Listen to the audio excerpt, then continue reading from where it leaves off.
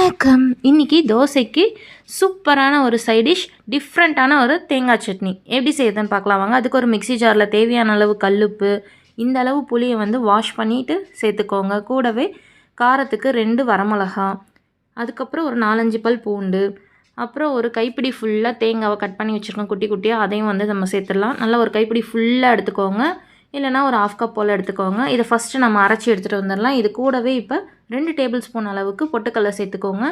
தண்ணி ஊற்றி நம்ம சட்னி மாதிரி அரைச்சி எடுத்துகிட்டு வந்துடலாம். பாருங்கள், இந்த மாதிரி. அவ்வளோதான், நம்ம சட்னி ரெடி ஆகிடுச்சு. இதை இப்போ ஒரு மிக்சிங் பவுலில் மாற்றிட்டு கூட தேவையான அளவு தண்ணி சேர்த்துக்கோங்க.